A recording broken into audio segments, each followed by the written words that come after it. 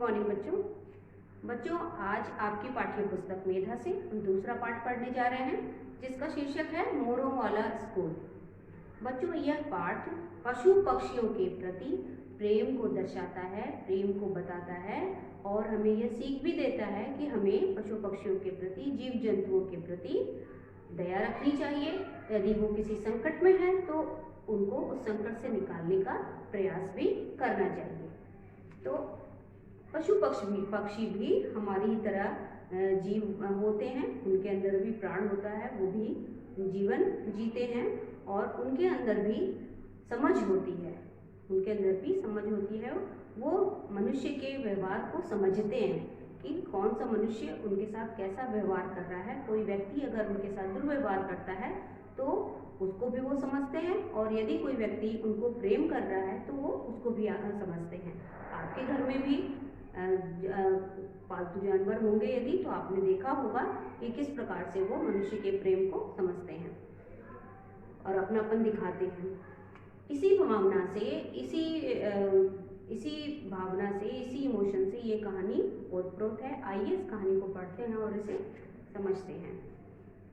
तान्या कंधे पर बस्ता टांगे हुए मम्मी के साथ स्कूल पहुंची तो देखा कि एक दो नहीं, पूरे 4 मोर एक पेड़ के नीचे खड़े हैं। बच्चे दूर से उन्हें देख रहे थे और प्रसन्न हो रहे थे। आरती मैडम ने बच्चों को देखा तो पास आकर कहा, अरे यहाँ क्या हो रहा है, चलो सब अपनी अपनी कक्षा में। तब कहने का अर्थ ये है, इसका मत यहाँ पर ये इसका अर्थ हुआ कि तान्या एक बच्ची है, वो स्कूल जब जा रही थी मम्मी के साथ तो उसने वहाँ क्या देखा कि एक नहीं 4 मोर जो हैं एक पेड़ के नीचे खड़े हैं और बच्चे उनको देख करके बड़े प्रसन्न होते हैं। आपने देखा होगा कि अगर कोई जानवर या पशु पक्षी, कोई बंदर या कोई मोर, जैसे यहाँ पर मोर की चर्चा हो रही है, अगर किसी ग्राउंड में आ जाए या आपके स्कूल में कभी आ जाए तो हम लोग उसको बड़े ही उत्सुकता के साथ उसे देखते हैं। तो इसी प्रकार से जब उन मोरों को देखा सबने, सब बच्चों ने, तो बड़े प्रसन्न हुए, बहुत प्रसन्नता के साथ सभी देख रहे थे। और जब वहाँ पर की जो वहाँ एक पढ़ाने वाली जो टीचर थी, आरती मैडम जो थी, जब उन्होंने बच्चों को देखा वहाँ पर तो उन्होंने बोला सबसे कि तुम लोग यहाँ क्या कर रहे हो, यहाँ से अपनी कक्षा में जाओ। आरती मैडम की बात पूरी होने से पहले ही बच्चे एक साथ चीखे, मैडम वो देखिए मोर।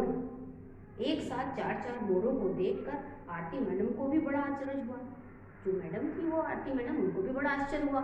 एक नहीं, सीधे 4 मोरों को जब एक साथ उन्होंने देखा तो उनको भी बड़ा आश्चर्य हुआ। तभी क्या हुआ, थोड़ी देर बाद ही तुरंत कौन आया, वहाँ स्कूल का चपरासी राधे लाल। वो उसने क्या किया, थोड़े से दाने लेकर आया और उसने मोरों के पास ऐसे छिड़क दिए, डाल दिए। और मोरों को शायद भूख लगी थी, इसीलिए सारे मोर जो है, चारों जो मोर थे वो झट से वहाँ पर आ गए और वो दाना खाने लगे। अच्छा, अब चलो अपनी अपनी कक्षा में। मैम जो आरती मैडम थी उन्होंने बोला कि अब अपनी अपनी क्लास में तुम लोग जाओ, कहीं इतनी भीड़ देख करके ये मोर चले ना जाए। लेकिन बच्चे तो अपनी अपनी क्लास में जाने लगे, लेकिन तब भी जो है वो पीछे मुड़ मुड़ के मोरों को देख रहे थे। और सचमुच जो बच्चों ने सोचा था वही हुआ। मोर जो उस दिन आए थे रोज आने लगे।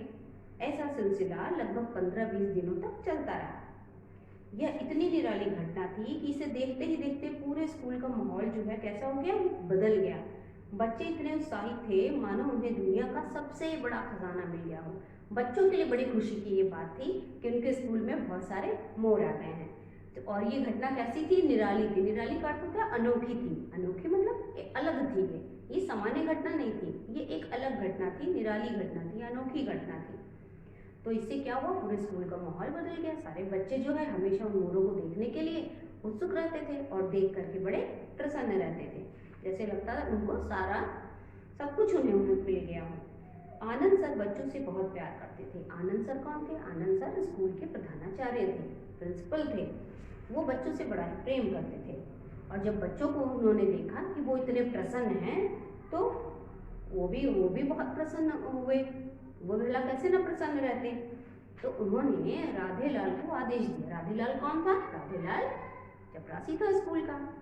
तो उसको आदेश दिया। क्या आदेश दिया कि देखो प्रतिदिन मोरों के लिए दाने डाल दिया करो और ध्यान रखना कोई उन्हें नुकसान न पहुंचाए।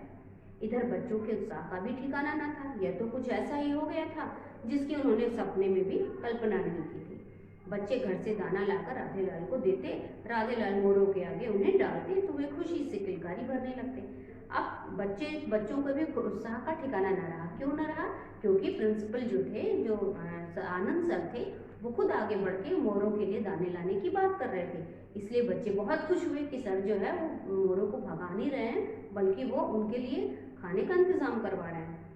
ये तो कुछ ऐसा जैसे उन्होंने कभी सपने में इस बात की कल्पना भी ना की हो कि अब तो मोर उनके स्कूल में रोज आएंगे। इस बात से बड़े ही खुश थे बच्चे।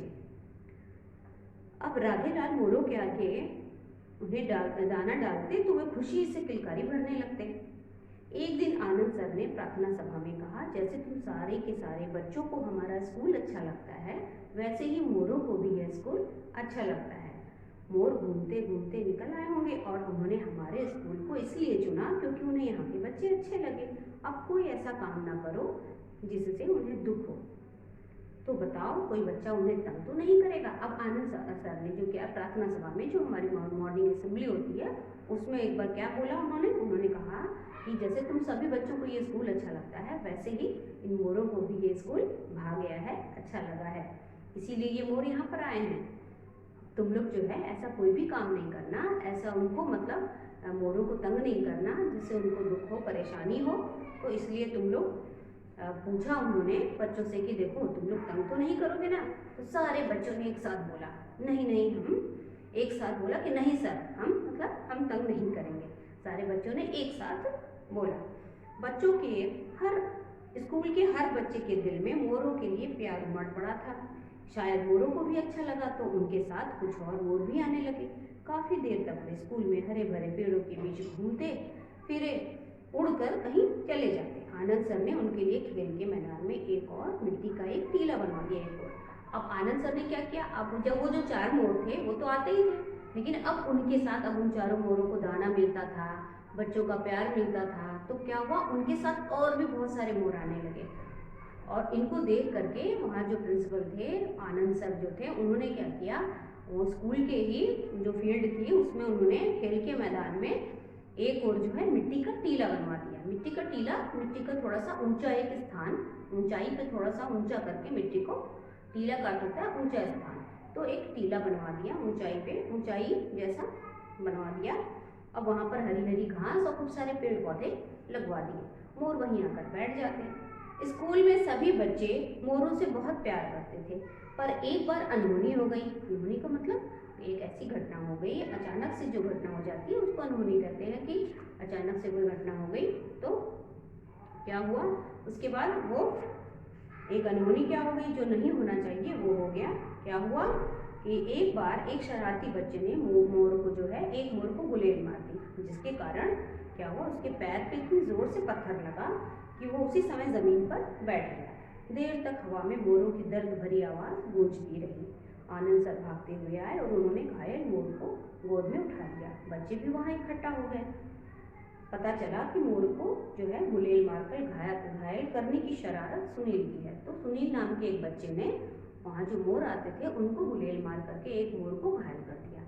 और वो जो घायल मोर था वो दर्द से चीख करके वो गिर पड़ा और तुरंत वहाँ पर आनंद सर आए और उन्होंने मोर को उठा लिया गोद में।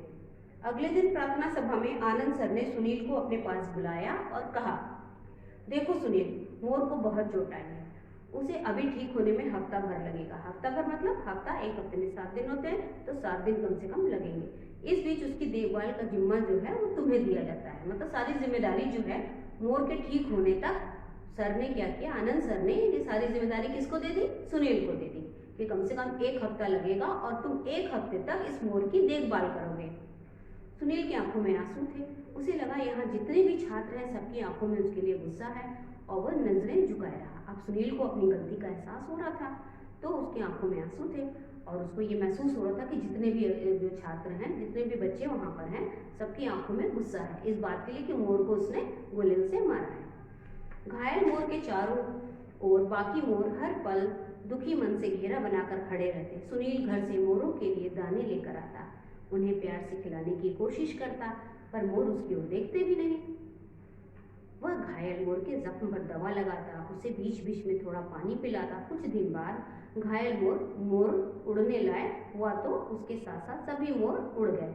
अब उसकी सेवा के बाद सुनील ने जो सेवा की, शुरू में तो वो उसकी तरफ देखते नहीं थे मोर सुनील की तरफ, लेकिन धीरे धीरे वो उसकी जब जख्म पे दवा लगाता और उसके बाद बीच में उसको पानी भी पिलाता मोर को, तो धीरे धीरे वो घायल मोर जो है वो स्वस्थ हो गया और उसके साथ साथ जो बाकी मोर थे वो भी उड़ गए। इसके बाद 4 दिनों तक वे मोर नहीं लौटे। स्कूल में जैसे सन्नाटा छा गया। सबका यही कहना था कि मोर नाराज होकर चले गए। सभी लोग ये कहने लगे कि मोर जो है वो नाराज होकर, गुस्सा होकर चले गए हैं और अब वे कभी नहीं लौटेंगे। 5वें दिन मोर फिर दिखाई दिए। इनमें वह मोर भी था जिसके पैर में गुलेल से चोट लगी थी। अब वो ठीक था। अब दूसरे मोरों के साथ पेड़ों की झुरमुट में घूम रहा था। पेड़ों की झुरमुट में मतलब पेड़ों के बीच बीच में वो घूम रहा था। अब सबसे ज्यादा सुनील ही मोरों के आसपास दिखाई देता, जैसे मन ही मन उनसे क्षमा मांग रहा हो। उसको अंदर से ग्लानि हो रही थी, उसको ये अपनी गलती का एहसास हो रहा था, इसलिए वो उनसे मन ही मन जैसे क्षमा मांगता हुआ। उसके बाद तो सुनील रोज उनके लिए दाने लेकर आने लगा। फिर एक दिन ऐसा भी आया जब मोरों ने सुनील के हाथों से दाने लेकर खाना शुरू कर दिया।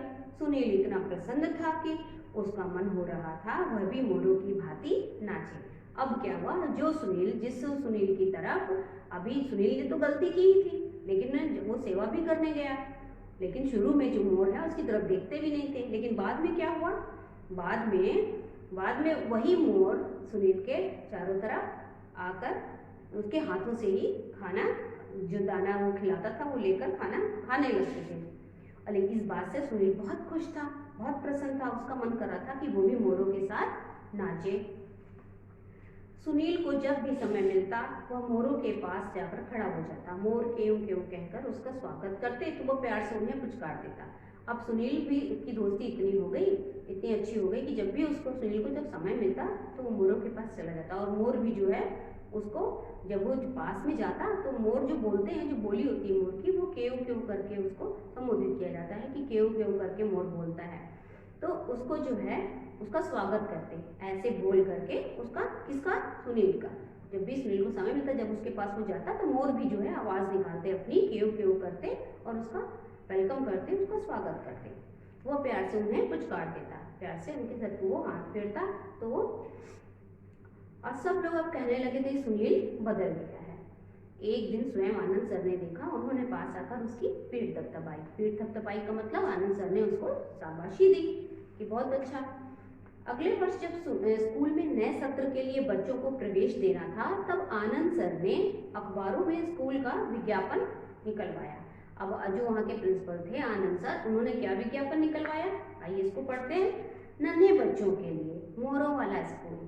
यह नाम सुनने में कुछ अजीब लग सकता है, पर सच में हमारा स्कूल ऐसा ही है, मोरों वाला स्कूल। जो बच्चे पशु पक्षियों से प्यार करते हैं और जिन्हें पेड़ पौधों और प्रकृति की हरियाली से प्यार है, हमारा स्कूल उन्हीं के लिए है। हमें उनका इंतजार है। इस पर बहुत से बच्चों के मम्मी पापा विज्ञापन देखकर स्कूल में उनका नाम लिखवाने के लिए आए। दूसरे स्कूलों के बच्चे और अध्यापक भी उत्सुकता से भरकर देखने आते कि भला ये कैसा स्कूल है जहाँ पर जो है मोर है। फिर बारिश के मौसम में स्कूल में मोर सप्ताह मनाया गया, जिसमें नृत्य और गायन की प्रतियोगिताएं आयोजित की गई। जो कंपटीशन होते हैं, स्पर्धाएं होती हैं, उनका आयोजन हुआ। शहर के अन्य स्कूलों के बच्चों ने भी इसमें भाग लिया। मोरों को देखकर हर किसी का मन नाच रहा था। तब से कई वर्ष बीत गए।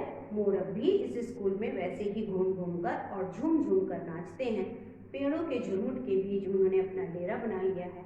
दिल खुश होने पर वे मस्ती से भरकर नाचते हैं। बारिशों में तो हर रोज ही मोरों का नाच स्कूल के बच्चों को रोमांचित कर देता है। तो अब वो स्कूल जो है फिर इस तरह से मोरों वाले स्कूल के नाम से प्रसिद्ध हो गया। और कोई भी जो वहाँ पर एडमिशन लेने जाता बच्चा, तो वो इसीलिए जाता कि वो मोरों वाले स्कूल के नाम से फेमस था, प्रसिद्ध था, वहाँ पर मोर आया करते थे, तो बच्चों को जो आकर्षित करते थे वो। तो बच्चों ये था आपने पाठ पढ़ा और देखा कि किस तरह से सुनील को अपनी गलती का पश्चाताप हुआ और उसने जो है फिर उस मोर की सेवा की और उसे स्वस्थ किया अपनी सेवा के द्वारा। तो बच्चों हमें भी जीव जंतुओं के प्रति दया का भाव रखना चाहिए, कभी किसी को मारना नहीं चाहिए और जो है किसी को कष्ट नहीं पहुंचाना चाहिए। जीव जंतु हो, पशु पक्षी हो, सभी में जीवन होता है। जैसे हमें दुख होता है, दर्द होता है, कष्ट होने पर कुछ भी, तो इस तरह से पशु पक्षियों के साथ भी होता है, उन्हें भी दर्द होता है।